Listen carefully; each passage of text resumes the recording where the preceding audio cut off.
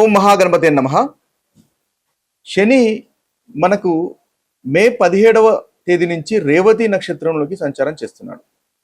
ఈ రేవతి నక్షత్రం అనేది మనకు 27 నక్షత్రాల్లో చివరి నక్షత్రము. ఈ నక్షత్రానికి అధిపతి బుధుడు, అదేవిధంగా అధిదేవత పూషణుడు. అంటే మనకి శనీశ్వరుడు మే 17 నుంచి దాదాపు అక్టోబర్ 9 వరకు ఈ నక్షత్రంలో సంచారం చేస్తాడు. ఇది ఒక చక్కటి సంచారంగా మనం చెప్పవచ్చు. ఎందువల్లంటే ఈ రేవతి నక్షత్రం అనేది ఒక ముఖ్యమైనటువంటి నక్షత్రం, చివరి నక్షత్రం.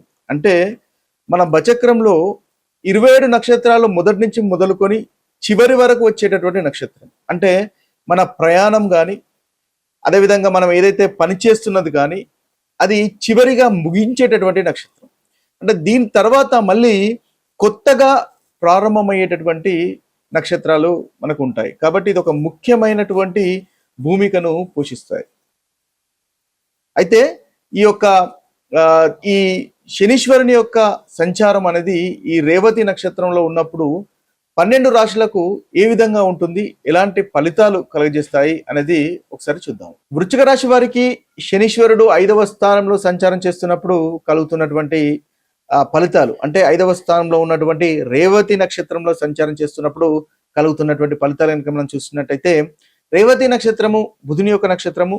ఈ వృశ్చిక రాశి వారికి లాభాధిపతి బుధుడు, అదేవిధంగా అష్టమాధిపతి, పంచమ స్థానంలో శని యొక్క సంచారం. కాబట్టి అనుకోకుండా చేస్తున్నటువంటి ఇన్వెస్ట్మెంట్స్ వల్ల లాభాలు మీకు కలిగే అవకాశాలు మనకు అధికంగా కనిపిస్తున్నాయి. ముఖ్యంగా ఈ యొక్క సంచారంలో ప్రభావితం చేసేటటువంటి అంశాలు కనుక మనం చూసుకున్నట్టయితే, ప్రేమ వ్యవహారాలు, పిల్లలకు సంబంధించినటువంటి విషయాలు, అదేవిధంగా ఎడ్యుకేషన్ సంబంధించినటువంటి విషయాలు, మెంటల్ అంటే మీ యొక్క ఆలోచన విషయాలు, ఇన్వెస్ట్మెంట్కి సంబంధించినటువంటి విషయాల్లో మార్పులు అనేవి ఈ సమయంలో మీకు కలుగుతాయి.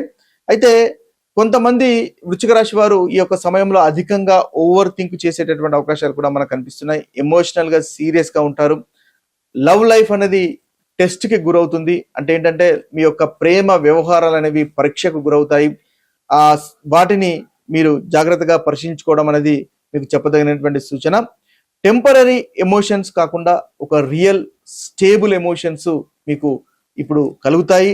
ఆ స్టేబుల్ ఎమోషన్స్ ఎలా ఉండాలి, లాంగ్ టర్మ్లో రిలేషన్షిప్స్ ఎలా మెయింటైన్ చేయాలి అనే విషయాలు మీరు ఇప్పుడు తెలుసుకునే ప్రయత్నం చేస్తారు.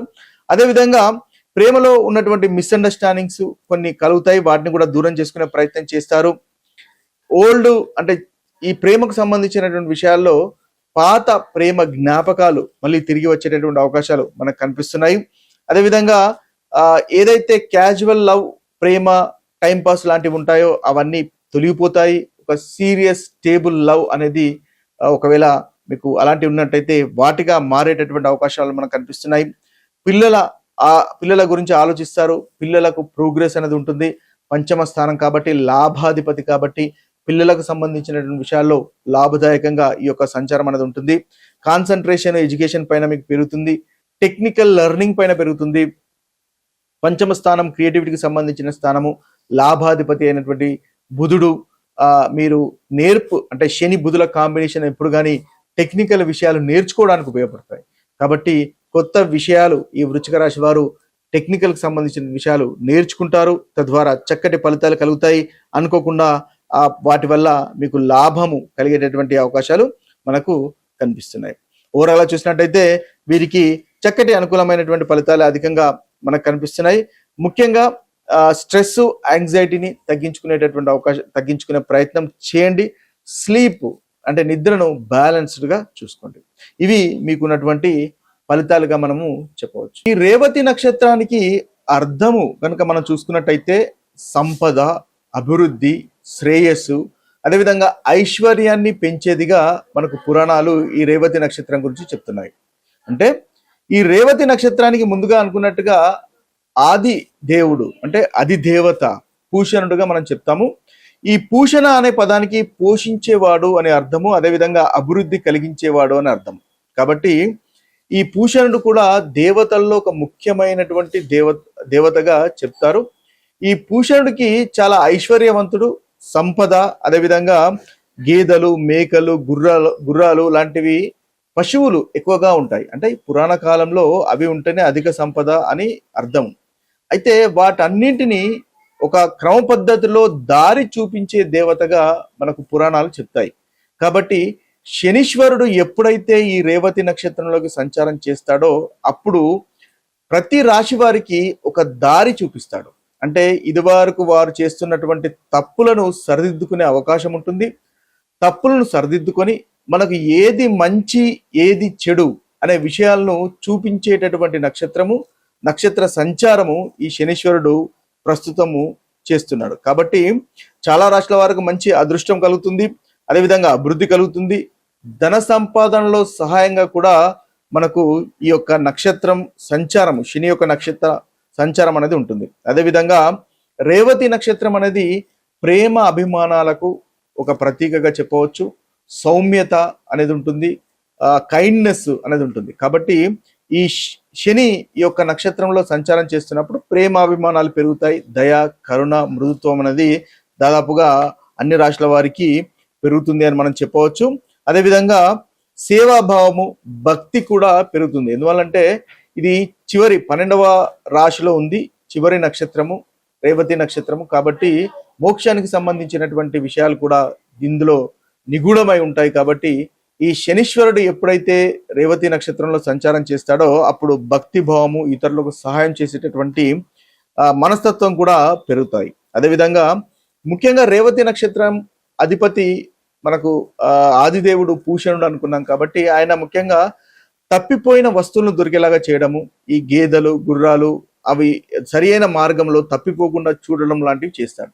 కాబట్టి ఆ యొక్క కాన్సెప్ట్ను కనుక మనం తీసుకున్నట్టయితే ఈ రేవతి నక్షత్రంలో శనీశ్వరుడు సంచారం చేస్తున్నప్పుడు మనకు కూడా, అంటే మన వ్యక్తులకు కూడా ఒక మార్గదర్శకత్వము ఎలా చేయాలో తెలిసి వస్తుంది. మనకు చక్కటి గురువులను ఈ శనీశ్వరుడు చూపిస్తాడు. మనకు ఒక చక్కటి సలహాలు కూడా వచ్చేలా చేస్తాడనమాట. సో అలాంటి చక్కటి అభివృద్ధి, ఐశ్వర్యము ఉండేటటువంటి నక్షత్రంగా మనం చెప్పవచ్చు.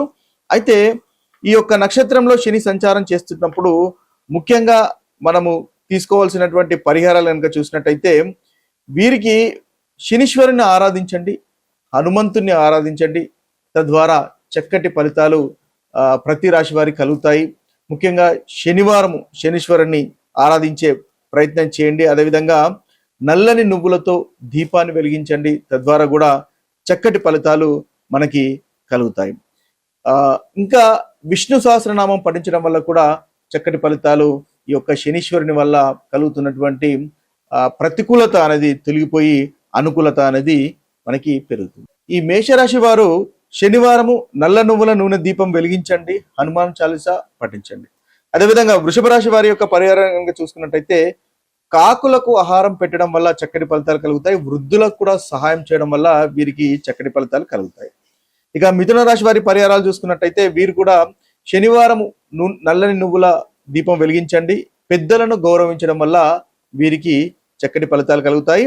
కర్కటక రాశి వారు పాటించవలసినటువంటి పరిహారం కనుక చూసినట్టయితే విష్ణు సహస్రనామం పఠించండి, వీరికి చక్కటి ఫలితాలు కలుగుతాయి. ఇక సింహరాశి వారు ముఖ్యంగా వీరు ఈ సమయంలో పఠించవలసింది మహామృత్యుంజయ మంత్రం కనుక పఠించినట్టయితే ప్రతికూలత ఈ రాశి వారికి తెలిగిపోతుంది. ఇక కన్యా రాశి వారు కనుక చూసుకున్నట్టయితే దంపతులు ఇద్దరు కలిసి హనుమంతుని ఆలయాన్ని సందర్శించండి, తద్వారా చక్కటి ఫలితాలు కలుగుతాయి. శుక్రవారం పాలు దానం చేయడం వల్ల వీరికి మంచి ఫలితాలు కలుగుతాయి. ఇక తులారాశి వారికి ముఖ్యంగా పరిహారాలు కనుక చూసుకున్నట్టయితే ప్రతిరోజు వాకింగ్ చేయండి, ఇది ఒక ప్రాక్టికల్ పరిహారంగా మీకు ఉపయోగపడుతుంది. అదేవిధంగా సేవా కార్యక్రమాలు చేయడం వల్ల వీరికి చక్కటి ఫలితాలు కలుగుతాయి. ఇక వృశ్చిక రాశి వారు కనుక చూసినట్టయితే గణపతి ఆరాధన చేయడం వల్ల వీరికి మంచి ఫలితాలు ఈ సమయంలో కలుగుతాయి. అదేవిధంగా మెడిటేషన్ చేసుకోవడం వల్ల చక్కగా ఉంటుంది. ధనుసు రాశి వారికి తల్లి తండ్రులను గౌరవించండి, ముఖ్యంగా గౌరవించడం వల్ల వీరికి శనీశ్వరుని వల్ల కలుగుతున్నటువంటి ప్రతికూలతన తొలగిపోతుంది, చక్కటి మనకు రెమెడీగా పనిచేస్తుంది. ఇక మకర రాశి వారి కనుక చూసుకున్నట్టయితే హనుమాన్ చాలీసా పఠించండి, ఈ రాశి వారికి అనుకూలంగా ఉంటుంది. కుంభరాశి వారికి అన్నదానం చేయండి, మీ యొక్క మాటల్లో మృదుత్వం అనేది చూసుకోండి, ఇది మీకు చెప్పదగినటువంటి సూచన. మీనరాశి వారికి గోవులకు ఆహారం తినిపించండి, తద్వారా చక్కటి ఫలితాలు మీకు కలుగుతాయి. విష్ణు సహస్రనామం పఠించండి, తద్వారా కూడా చక్కటి ఫలితాలు కలుగుతాయి. ఇవి స్థూలంగా ఈ ద్వాదశ రాశుల వారికి ఉన్నటువంటి పరిహారాలు. మరొక వీడియోలో మరొక రాశి ఫలితాలతో కలుద్దాము. అంతవరకు సెలవు. సర్వే జన సుజనో భవంతు. సర్వే సుజన సుఖినో భవంతు. నమస్తే.